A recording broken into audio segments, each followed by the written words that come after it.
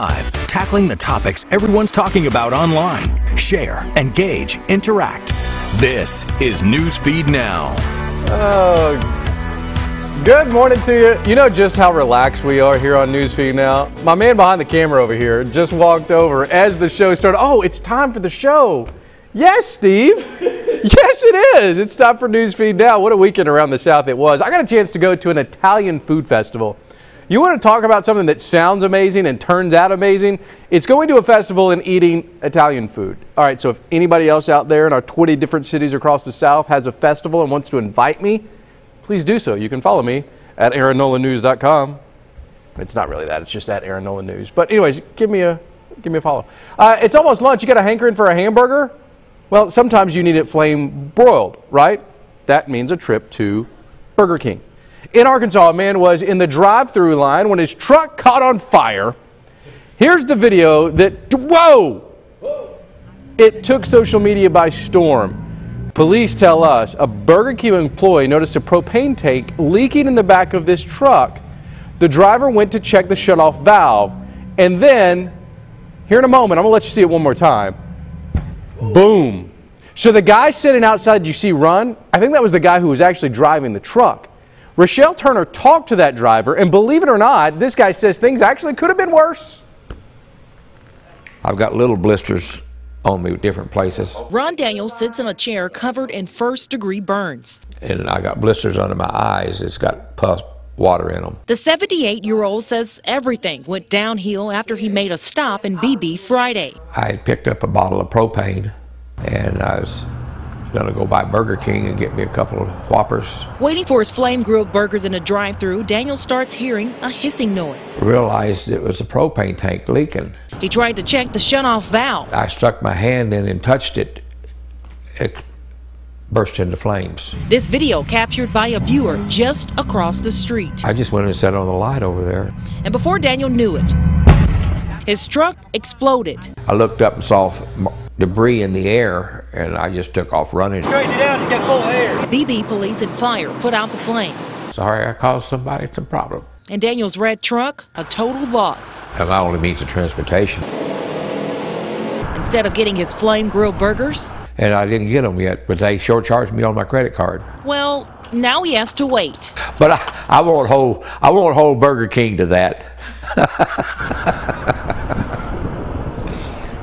Oh, my goodness. Rochelle joins us now from Little Rock. Rochelle, did that man just say that Burger King charged him for his burgers, but he didn't get them? That's exactly what he said, Aaron. Good morning to you. Thanks for having me on Newsfeed Now. So, Ron actually said that in about 2 weeks, when Burger King is back open, he's going to take his receipt up there or show him a bank statement so he can get his 2 Whoppers back. But he said, yeah, he was sad at the damage, he caused the Burger King, but he said he was really hungry that day, and he told me he didn't eat actually till that night, till after he got out of the hospital. So, crazy that, he was sitting so close to that lamppost. And he just walked away with some burns and cuts, but I mean, it could have been pretty bad if that propane tank was just a little bit bigger. Yeah, I mean, it is something to see. Obviously, that is what our show is all about. It happened on social media. We showed it, and I remember looking at that video before we found out that was actually Ron, the driver of the truck, sitting there on that lamppost. Nobody knew who he was,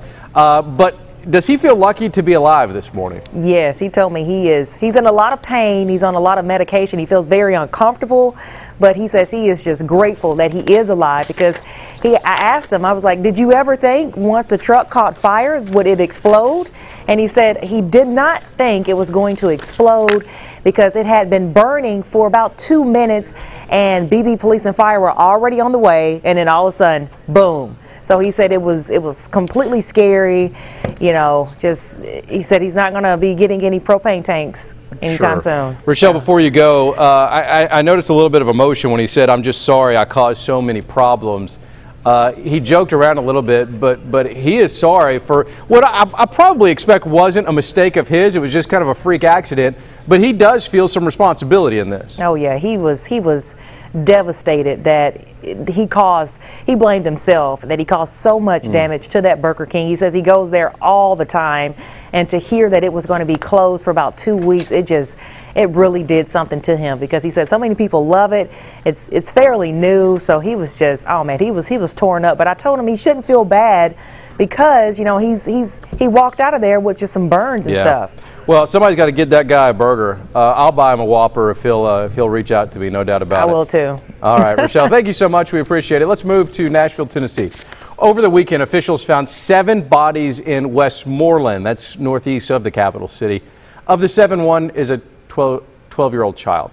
The suspect in the case was taken into custody, but not before he pulled weapons during a SWAT standoff, which led to a SWAT member shooting him.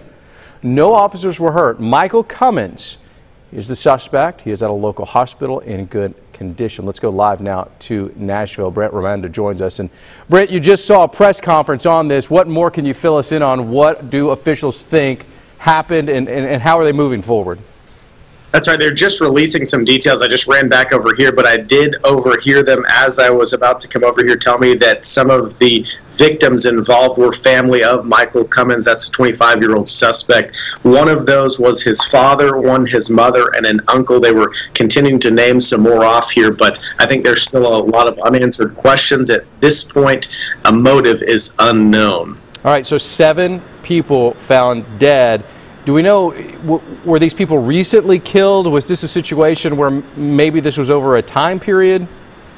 I think that's basically what they're still trying to determine at this point. I know a family member of those victims actually came home to find it, so I'm assuming that it happened, you know, within a few hours of that family member coming home. And then the suspect, Michael Cummins, he was found in a creek nearby just right after the incident. So, what about cause of death? Was it shooting? Was it knife play? I mean, what happened?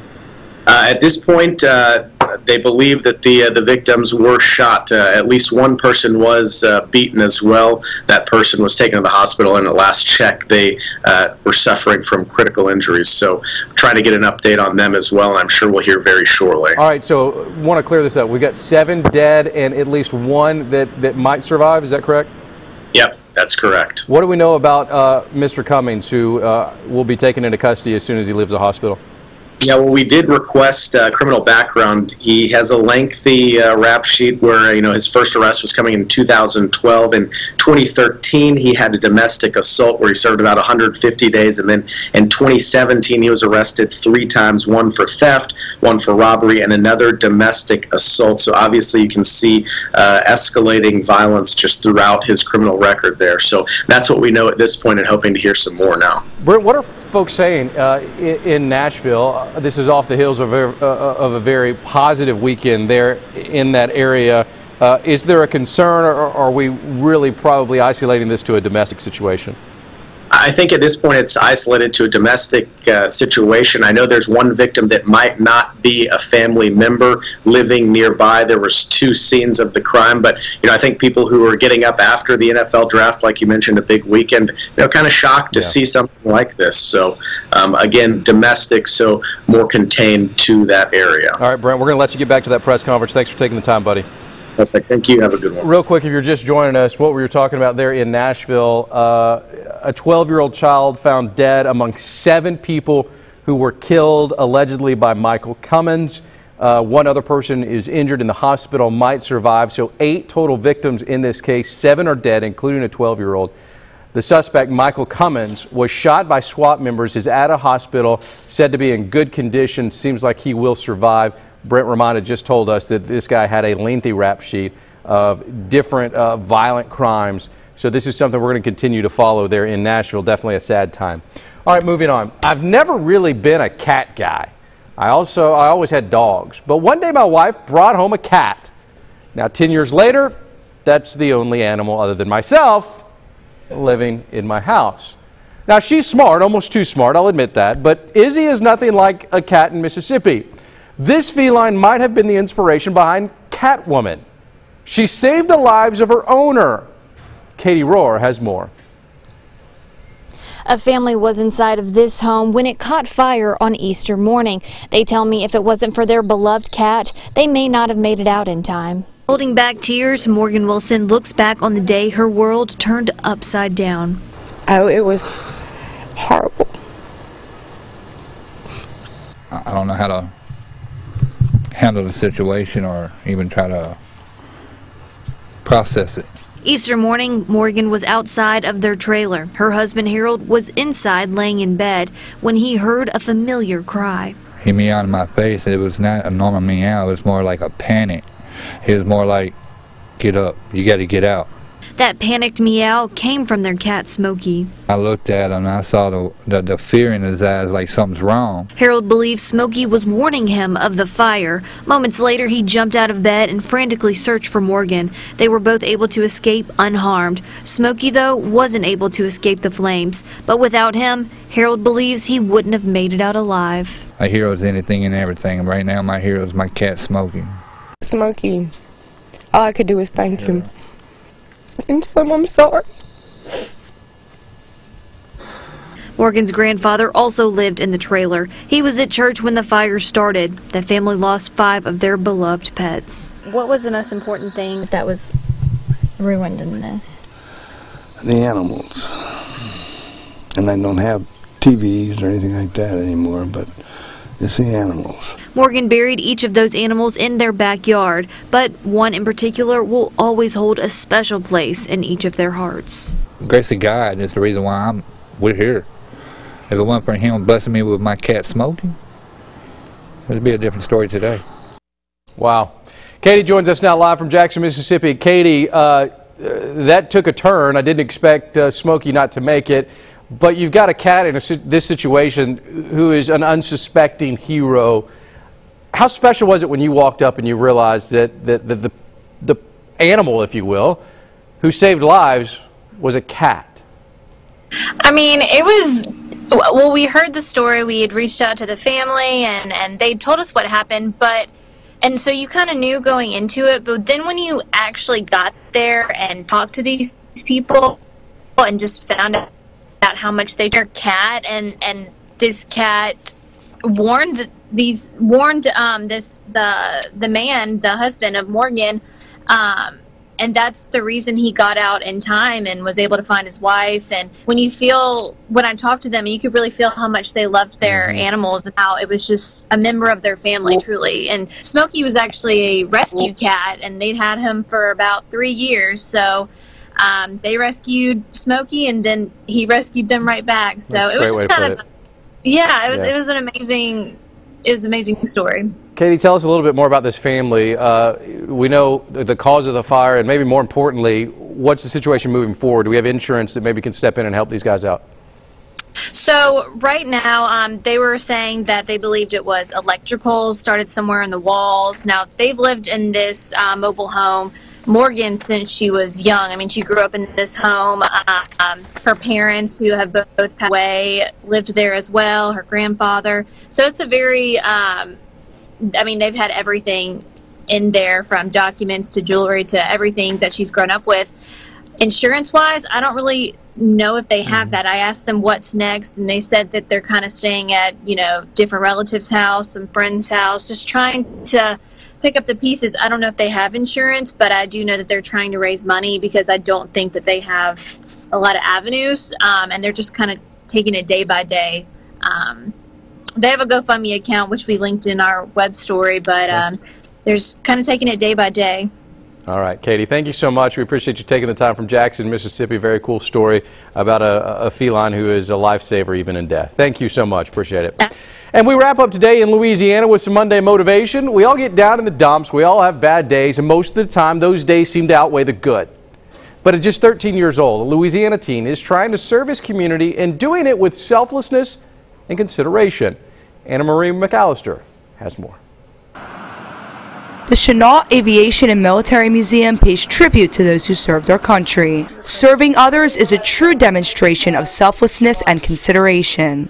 And at just 13 years old, Gordon Lepp is trying to serve his community. Volunteering, what it is to me, is it's something, it's not a big thing, but it's something you can do to help out a lot. Every Saturday, Lep spends hours helping out at the museum. Mostly it's just kind of cleaning up the museum. From wiping down display cases to sweeping the floors and adjusting lighting in each room, Lep is always offering a helping hand. He has gone above and beyond, always willing to help, always willing to jump in. He has a very go-getter attitude. Lep's first encounter with the museum was for a social studies project in 4th grade. Then he needed volunteer hours after being inducted to the Junior Honor Society. I remembered the museum and I was like, hey, this is a really cool place. I'd like to volunteer here. But he surpassed his required hours. Now he just volunteers to give back. Even though you're not getting paid for it, you're helping people, you're helping your community. And having veterans in his family makes it even more special. My mother was in the reserves. My grandfather served in the Coast Guard, died a couple years ago. And so, like, seeing some of this kind of brings back memories of him. For Lep, volunteering is his way of serving others. Volunteering, yes, it's work, but after it's done, it's something that feels rewarding. It's something that it's amazing, really. All right, Anna Marie joins us now. What a cool story this is. How much inspiration did you have walking away from that story?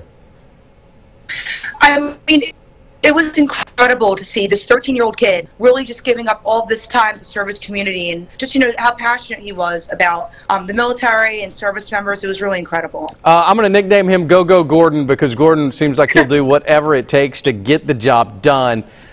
You know, look, growing up at 13 years old, that's not what I was thinking about. Let's be honest. I wasn't thinking about how to help my community. This kid is pretty special, huh? Absolutely. I said the same exact thing when I was interviewing him. Like, when I was 13, I don't even remember doing anything like that. I think I was playing video games and just running around outside. So for him, his own time to do that, I think it's really special, and I think it's just a great kind of role model for kids out there to watch somebody their own age doing something like that. All right, there at that Aviation and Military Museum, how much is he actually helping? I mean, it looks clean, but is it really that clean? Is he really that good? Oh, he really, really is that good. I mean, when he cleans, he's very, very intricate. He's always trying to make sure whatever he does is perfect. Anna Marie froze up on us. Anna Marie, if you can hear us, thank you. We got to go. Oh, yep, it's reconnecting now. Hey, that is the beauty of technology. Sometimes things work, sometimes they don't. Really cool story there by Anna Marie. It's going to be posted right here on this website.